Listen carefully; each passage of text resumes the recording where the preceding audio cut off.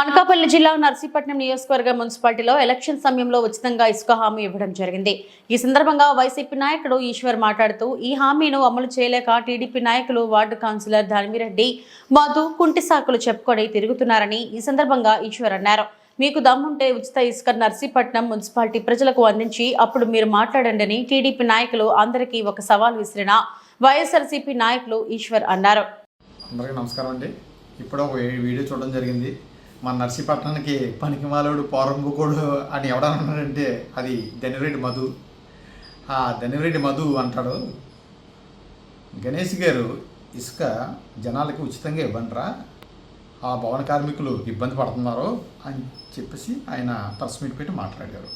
మాట్లాడితే ఈ సన్నాసి పనికిమాలోడు ఏం చెప్పాలి ఆ నాయకులతో చెప్పి, అలాగే మన ప్రతిపక్ష నాయకులు గణేష్ గారు ఇలాగగా మనల్ని బాగా దుమ్మేస్తున్నారో, మనం చేసే పనుల్ని బయటికి లాగేస్తున్నారో, మనల్ని గట్టిగా నిలదీస్తున్నారో అని చెప్పుకోవాలా. చెప్పుకోకపోగా వీడు మాట్లాడతాడు పనికిమాలోడులాగా. ఒరే నువ్వు అసలు మనిషివా పశువా ఫస్ట్ అని చెప్పు. నువ్వు ప్రెస్ మీట్ పెట్టేటప్పుడు నోరు దగ్గర పెట్టు, నోటంటే బాగా మాట్లాడు నేర్చుకోరా. నేను అందుకే నేను తిడుతూ ఉంటాను. ఎందుకు తిడతానంటే నువ్వు మాట్లాడే మాటలు మామూలుగా అన్పార్లమెంటరీ మాటలు మాట్లాడుతున్నావు. మామూలుగా మన పోరంబోకు పనికిమాల జోబులు కొట్టే బేవర్సగోళ్ళు గంజాయి తాగే వాళ్ళు మాట్లాడతారు కదా, ఆ విధంగా మాట్లాడుతున్నారా నువ్వు? ఏం మాట్లాడతావు? ఈకలా ఏంటి నువ్వు పీకిన ఈకలా? నీకు ఈకలు పీకడం బాగా తెలుసు. ఈకలు పీకడంతో మనం స్టార్ట్ అయ్యాం. మన ప్రస్తావన అంతా ఈకలతోటే. కాబట్టి ఈకలు బాగా గుర్తొచ్చేస్తున్నావు. ఇప్పుడు వైట్ షాక్ వేసుకొని బిల్డప్ చేస్తున్నావు కదా, ఇదైనా సరే పాత జీవితం గుర్తొచ్చేస్తుంది. ఈకలు పీకడం, ఈకలు గోకడం, ఈకలు లాగడం. ఎందుకురా ఇవన్నీ? కొంత మర్యాదగా మాట్లాడరా ధనిరెడ్డి మధు. నువ్వు మర్యాదగా మాట్లాడకపోతే ఏట్రా మధు? పతివ్రత కూడా బిల్డప్ చేస్తావు. ఏమన్నారు గణేష్ గారు? ఏమన్నారు? ఆ ఇసుక మీరు గెలిచిన వెంటనే మొట్టమొదటిసారిగా వీళ్ళు స్టాక్ పాయింట్ని క్లోజ్ చేసేసారు. ఇసుకని బేరం పెట్టేశారు. ఇసుకని అమ్మేసుకుందామని చెప్పి రాత్రి బేరం 5 కోట్లు సెట్ చేసుకున్నారు. మీరు చేసినటువంటి భోగతాన్ని బయట పెట్టారు, ప్రెస్ మీట్ పెట్టి ప్రజలకు తెలియజేశారు. వీళ్ళు అమ్మేసుకుందాం అనుకున్నారు, నర్సీపట్నంలో ఉన్నటువంటి తెలుగుదేశం నాయకులు 5 కోట్లు బేరం పెట్టుకున్నారు అని చెప్పి మీ గుట్టును బయట పెట్టారు. అమ్ముడి అమ్మ గణేష్ గారికి ఎలా తెలిసిపోయింది అని మీరు నానా ఇదులు అయిపోయి మీకు బాగా మండినట్టు ఉందా? బాగా మండింది కదా ఆయన చేసిన పని.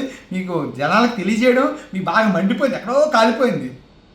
ఇప్పుడు ఒళ్ళు దగ్గర పెట్టుకొని దాన్ని అలా ఉంచారు. స్టాక్ పాయింట్ రెడీగా ఉంది, ఇసుక రెడీగా ఉంది. ఇవ్వడానికి మీకు సలిపేమి? మళ్ళీ మాతో ధరణ ఎందుకు చేయించుకుంటారు? మీరు ఉత్తములు కదా, మంచి విజనరీ ఉన్నటువంటి నాయకుడు మీ చేతిలో ఉన్నారు. మీ చేతిలో ఉన్నటువంటి నాయకుడు విజనరీ నాయకుడు. మరి ఎంత లేట్ అయ్యారా పనికిమాలోడా మధు? ఈకల పిక్కుండు కూడా లేట్ ఏమి? ప్రజలకు ఇవ్వండి రా ధర్నా. గత ప్రభుత్వంలో ధర్నా చేశారు పాపం భవన కార్మికులు. వాళ్ళకి మాయమాటలు చెప్పి మేము వచ్చిన ఉచిత ఇసుక ఇస్తా ఉన్నారు. ర్యాంపుల దగ్గర బోర్డు పెట్టారు. ఉచిత ఇసుక అన్నారు, డబ్బులకు బోర్డు పెట్టారు. ఇది ఎక్కడ రాజకీయం రా? ప్రజలతో ఇలాగా మాట్లాడతారు మీరు. ఇళ్ళగా ప్రజల్ని భవన కార్మికుల్ని మభ్య పెడతారు. దుర్మార్గుడా, దుష్టుడా, పురుగులు పట్టిపోతారా, నీచుడా? చెప్పరా మీ నాయకులకి ఏమని? మనం ఉచిత ఇసుకిస్తానండి, ప్రజలు దుమ్మెత్తిపోతున్నారు, మనకు ఉన్నాడు కదా ప్రతిపక్ష నాయకుడు ఒప్పుకోడు, చిన్న గుట్టులో అయితే ఆ డొంగ కట్టుకొని లాగేస్తాడు అని చెప్పరా? పనికిమాలలో మాట్లాడతావు ఎట్రా? పతివ్రత మాటలు మాట్లాడతావు ఏంటి? పతివ్రతకే ఏంటంటావు? పతివ్రతలాగా నువ్వు గతంలోనే పరవాన ఉండేవాడు కదా, అది తెల్లారు సొల్లం లేదంట్రా. ఇంత ఇలాగ గాలి కొట్టినా సరే ఎరుపు మంటగా ఉండి తెల్లారులు సల్లం లేదంట నీ పరవన్నం. అది నీ పతివ్రతతనం. నర్సీపట్నానికి పతివ్రతల లిస్టు పెడితే, పతివ్రతల పోటీ పెడితే ఆ ఫస్ట్ ర్యాంకు ధనిరెడ్డి మధు నీకే వస్తుందంట.